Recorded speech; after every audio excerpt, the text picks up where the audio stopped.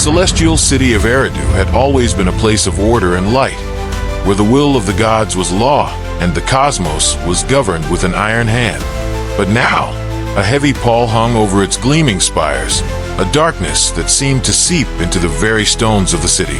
The heavens themselves were dim, the stars flickering like candles in the wind, as if they too sensed the growing unrest that threatened to upend the delicate balance of the universe. In the grand hall of the divine palace, Marduk, the supreme god, sat upon his golden throne, his brow furrowed in thought. His once gleaming armor was dulled with the weight of countless battles, his once bright eyes shadowed with the burden of endless responsibility. The echoes of the past still haunted him. The rebellion of Tiamat, Ishtar, and Enlil, the treachery of the gods he had once considered allies. And now the underworld, the realm of death and decay, had fallen into their hands, a dark fortress from which they would no doubt launch their campaign to overthrow him. Before him, the gods Nergal, Kali, and Ares stood, their expressions a mixture of frustration and anger.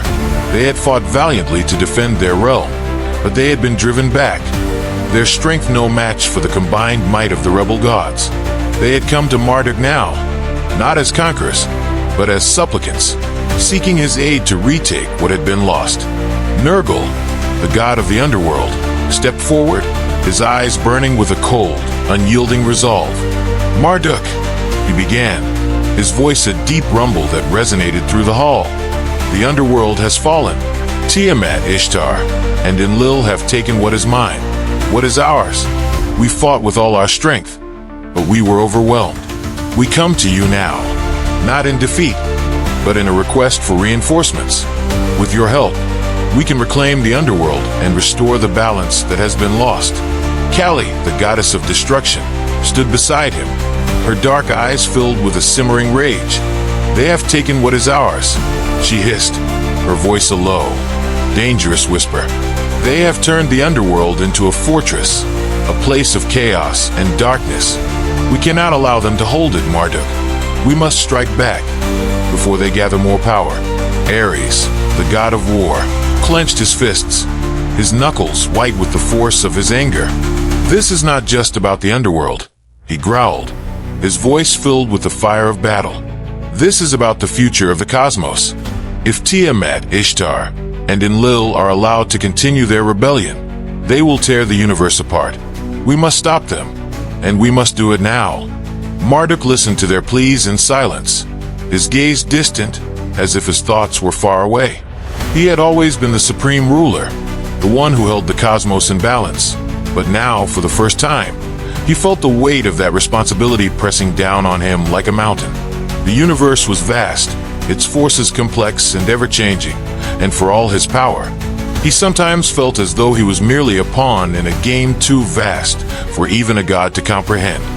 Finally, he sighed, a deep, weary sound that seemed to echo through the grand hall like the last breath of a dying world. "This is the way the universe has been," he said quietly, his voice tinged with a deep, abiding sorrow. "The cosmos is a place of endless cycles of creation and destruction, of rise and fall. What has happened in the underworld is not an aberration, but a part of that cycle. The balance has been disrupted, yes, but it will be restored in time, as it always has been." Nergal's eyes narrowed, his expression hardening as he struggled to contain his anger. "And what of the rebellion?" he demanded, his voice low and dangerous. "What of Tiamat, Ishtar, and Enlil? They have defied you, defied the order of the cosmos. Will you simply let them continue unchecked?" Marduk's gaze remained distant, his thoughts turning inward as he considered the question. "The rebellion is part of the cycle," he said slowly, his voice thoughtful. "Tiamat, Ishtar, and Enlil seek to challenge my rule, to upset the order of the cosmos. But their actions, too, are part of the balance. They rise, they fall, as we all do." Kali let out a sharp breath, her eyes flashing with anger. "So you would do nothing?" she spat, her voice filled with disbelief. "You would sit here, in your palace, and watch as they tear the universe apart. Is this the wisdom of the supreme god?" Marduk's gaze finally met hers, his expression calm, though there was a deep, unspoken sadness in his eyes. There is more to the universe than power and control, Callie, he said quietly. There is a wisdom in accepting the way things are, in understanding that not every battle must be fought, not every challenge met with force. Sometimes, the greatest strength lies in acceptance. Ares let out a low growl, his fists clenching even tighter. And what of us? He demanded, his voice filled with frustration. We have fought for you, bled for you. We have lost our realm, our power. Will you abandon us now, in our time of need? Marduk shook his head slowly, his expression filled with a deep, abiding sorrow. I do not abandon you, Ares, he said softly. But there are forces at work here that are beyond even my control. The universe moves according to its own will, its own design. We are but players in a vast, cosmic drama, and sometimes we must accept our roles, even if they are not the ones we would choose. Nergal's eyes flashed with anger, his voice rising as he struggled to contain the fury that burned within him. You speak of acceptance, of cycles, but what of justice? What of retribution? Tiamat, Ishtar, and Enlil have defied you, defied the very order of the cosmos. Will you allow them to go unpunished? Marduk's gaze softened, his expression filled with a deep, abiding sadness. Justice will come in time, he said quietly, but it will come in its own way, according to its own design. We cannot force the universe to bend to our will, Nergal. We must learn to move with it, to understand its rhythms, its cycles. That is the true wisdom of the gods. Callie let out a sharp, bitter laugh, her eyes flashing with anger. And what of our kingdom? She demanded, her voice filled with frustration. What of the underworld? Will you simply let it fall into chaos, into the hands of those who would destroy everything we have built? Marduk's gaze remained calm, though there was a deep, unspoken sadness in his eyes. The underworld is part of the cycle, Callie, he said softly. It is a place of death, of decay, of transformation. It will endure, as it always has. The chaos you fear is but a part of its nature, a necessary part of its existence. Ares shook his head slowly, his expression filled with disbelief. You would have us accept this, he demanded, his voice low and dangerous. You would have us bow to the will of those who seek to destroy us. Marduk's gaze met his expression filled with a deep, abiding sadness. I would have you understand the way of the universe, Ares, he said quietly. I would have you see that there is a wisdom in acceptance, in understanding that not every battle must be fought, not every challenge met with force. Sometimes, the greatest strength lies in knowing when to let go. The three gods stood in silence, their expressions a mixture of frustration, anger, and disbelief. They had come to Marduk seeking aid, seeking guidance, but the words he had given them were not the ones they had expected, not the ones they had wanted to hear. Finally, Nergal spoke, his voice low and filled with a simmering rage. You may speak of cycles, of acceptance, Marduk, but I will not stand by and watch as the underworld falls into chaos. I will reclaim what is mine, with or without your help. Callie nodded in agreement, her eyes filled with a cold, unyielding resolve. We will fight, Marduk, she said, her voice filled with determination. Even if you will not. Ares, his fists still clenched, let out a low growl. We will not be abandoned, he said, his voice filled with fury. We will take back what is ours, and we will do it with or without you. Marduk sighed, his expression filled with a deep, abiding sorrow. Do what you must, he said quietly. But remember this, the universe moves according to its own will, its own design. We are but players in a vast, cosmic drama, and sometimes we must accept our roles, even if they are not the ones we would choose. With those words, Marduk turned away, his gaze distant as he returned to his thoughts, his mind once again consumed by the weight of the cosmos. The three gods stood in silence for a moment, their expressions hardening as they realized that Marduk would not help them, that they were on their own. Finally, with a final, furious glance at the supreme god, Nergal, Callie, and Ares turned and left the grand hall, their footsteps echoing through the silent corridors of the palace as they made their way out into the dim light of the celestial city. The conquest of shadows. The underworld, now under the dominion of Tiamat, Enlil, and Ishtar, pulsed with dark energy, a labyrinthine realm of shadows and flame.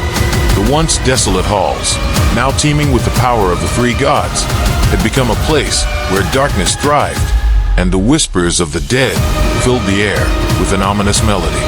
The underworld had become their fortress, but Tiamat knew that to truly challenge Marduk, their power must grow beyond these shadowed walls. Deep within the heart of their conquered realm, Tiamat convened a meeting with Ishtar and Enlil. The chamber was a vast cavern, its walls lined with the bones of the ancient dead, its floor a swirling vortex of black mist. The air was thick with the scent of brimstone and decay, and the very ground seemed to pulse with a heartbeat of its own, as if the underworld itself were alive, a creature of shadow and fire. Tiamat, her serpentine form coiled upon a throne of twisted obsidian, gazed at her companions with eyes that burned like twin suns in the void. Her presence was a force of nature, a living embodiment of chaos and destruction, and the air around her crackled with the raw power she wielded. Ishtar Enlil, she began, her voice a low, resonant hiss that filled the chamber like the whisper of 1,000 souls. We have taken the underworld, and we have transformed it into a stronghold worthy of our power. But this is only the beginning. To truly challenge Marduk, we must expand our dominion. We must grow stronger, and I have seen the path that will lead us to that strength. Ishtar, the goddess of love and war, her form radiant even in the gloom of the underworld, leaned forward, her eyes gleaming with anticipation. "What do you propose, Tiamat?" she asked, her voice a melodic whisper that carried the promise of both creation and destruction. Enlil, the storm god, his gaze as dark as the skies before a tempest, nodded in agreement. "Yes, Tiamat," he rumbled, his voice deep and powerful. "We have come this far together. What is your plan for our next move?" Tiamat's smile was a sharp, predatory thing, a smile that spoke of dark intentions and hidden power. "The demon race," she hissed, her voice filled with malice. "They are strong, cunning, and ancient. They have ruled their own dark realm for eons, but they are isolated, fragmented. If we can bring them under our control, if we can incorporate them into our empire, we will gain a powerful new force to bolster our ranks." Ishtar's eyes widened in surprise, but her smile mirrored Tiamat's in its cold calculation. "The demons are formidable," she mused, her voice thoughtful, "but they are also volatile, unpredictable. They thrive on chaos and destruction, but they lack the unity and purpose that we possess. If we could harness their power, bend it to our will." Enlil's stormy gaze flickered with interest. "The demons have always been a thorn in the side of the divine order," he growled, his voice filled with a simmering anger. "They are creatures of pure darkness, and their power is not to be underestimated. But if we could break them, if we could bring them to heel, our empire would be unstoppable." Tiamat's smile widened, her eyes burning with a fierce determination. "Exactly," she purred, her voice filled with dark intent. "We will strike at the heart of their realm, we will crush their leaders, and we will incorporate them into our domain. The demons will serve us, or they will be destroyed."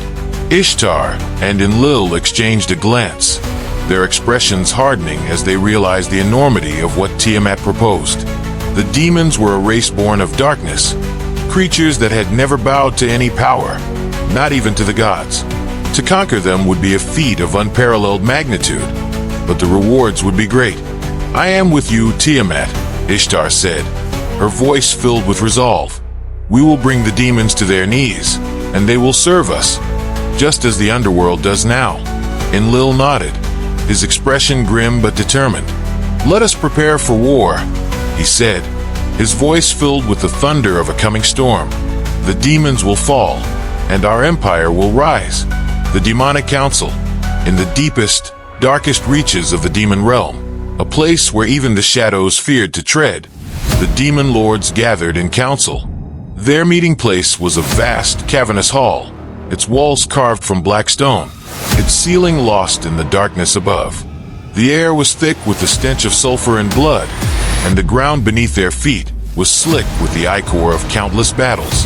At the head of the council sat their leader, Baal, a towering figure wreathed in flame and shadow, his eyes glowing like embers in the void. Baal was a creature of ancient power, his form a grotesque amalgamation of beast and man, his body covered in scales as black as night, his horns curved like the blades of a scythe. He ruled the demon race with an iron fist, his word law among the denizens of the dark. Beside him sat his most trusted members, Malphas, the demon of strategy and war, his form sleek and serpentine, his eyes narrow and cunning. Gorgo, the demon of plague and pestilence, his body a mass of writhing tendrils and rotting flesh. And Zagan, the demon of transformation and chaos, his form constantly shifting, a nightmare made flesh. Baal's voice was a low, rumbling growl as he addressed the council, his gaze sweeping over his assembled members. "The gods are moving against us," he said, his voice filled with a deep, simmering rage.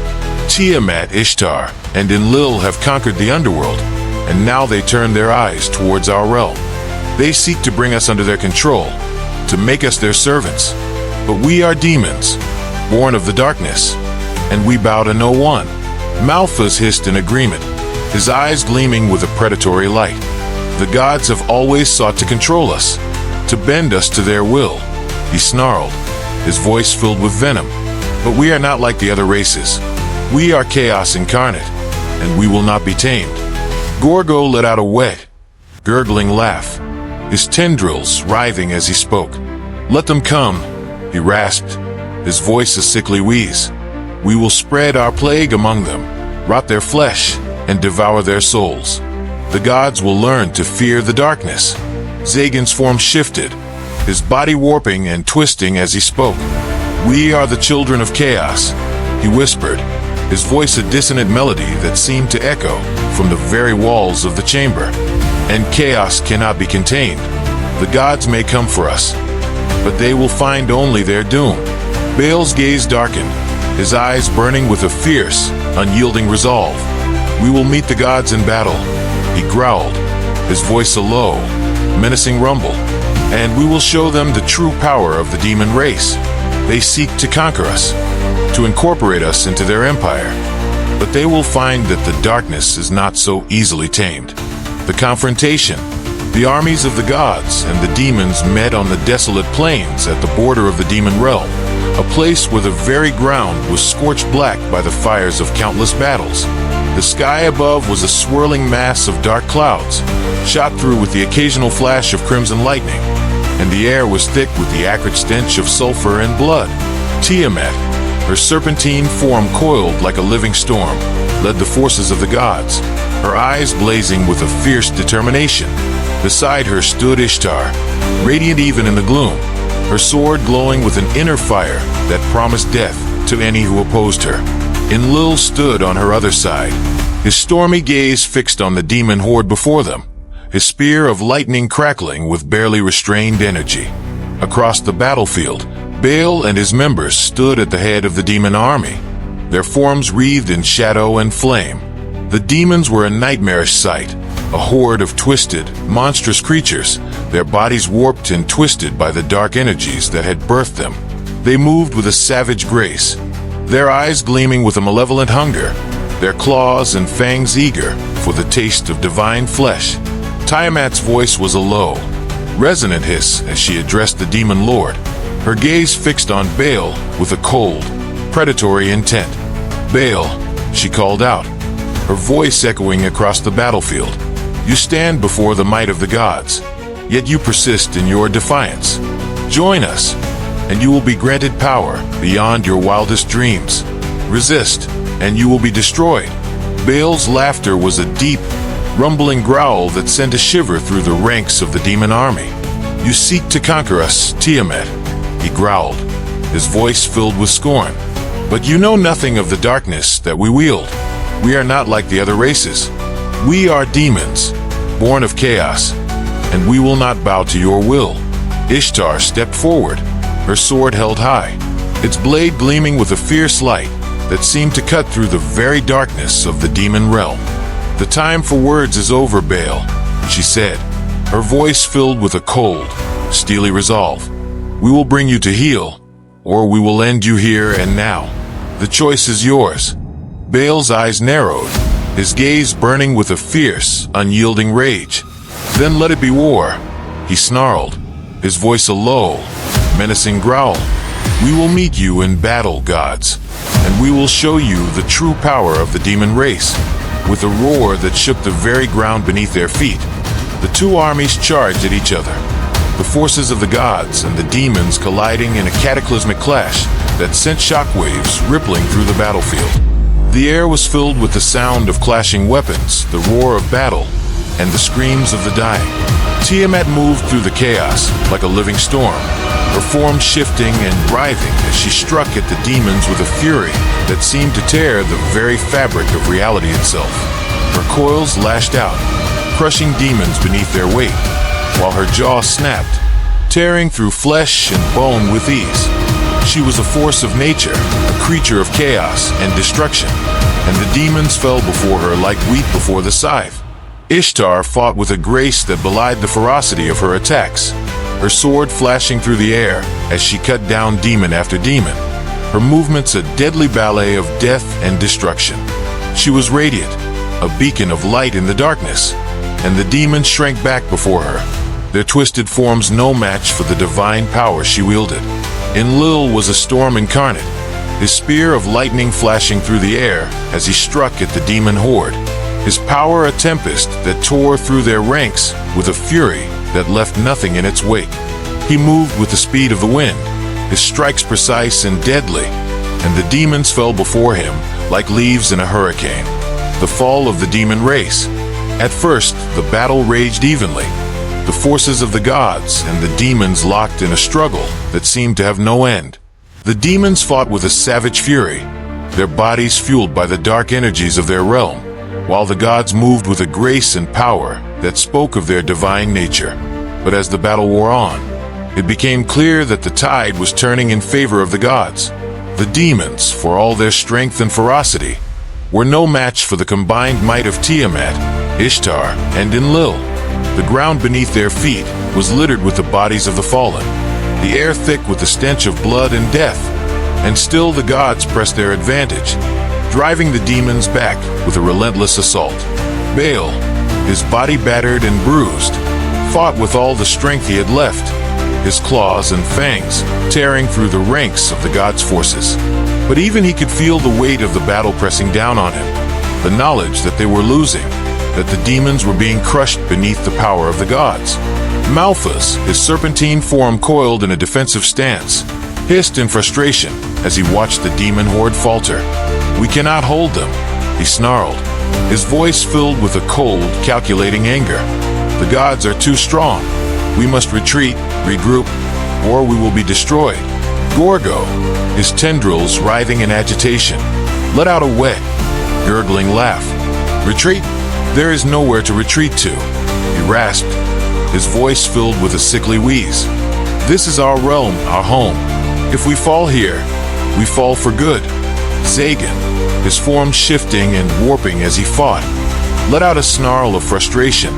"Then we fight to the last," he growled, his voice a dissonant melody. "We will not bow to the gods. We will not surrender. If we die here, we die as demons, as creatures of chaos and darkness." Baal's gaze darkened, his eyes burning with a fierce, unyielding resolve. "We will fight to the end," he growled, his voice a low, menacing rumble. "But we will not die in vain. If we fall, we will take as many of them with us as we can. Let the gods see the true power of the demon race." But even as the demons fought with all the strength they had left, it was clear that the battle was lost. The forces of the gods pressed their advantage, driving the demons back, breaking their lines, and crushing their resistance beneath the sheer weight of their power. Finally, with a roar that shook the very ground beneath their feet, Tiamat struck the final blow, her form coiling around Baal and crushing him beneath her weight, her jaws snapping as she tore through his flesh and bone. The demon lord let out a final, defiant roar, his voice filled with a fierce, unyielding rage, before his body fell limp, his life extinguished by the power of the gods. With Baal's death, the demon horde faltered, their will to fight shattered by the loss of their leader. The demons who had once been so fierce, so unyielding, now fell back before the onslaught of the gods, their bodies broken and beaten, their spirits crushed beneath the weight of their defeat. The battle was over. The new empire.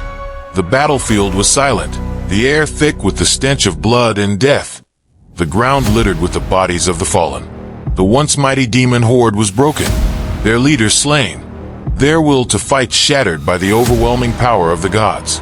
Tiamat, her form towering over the battlefield, surveyed the carnage with a cold, calculating gaze.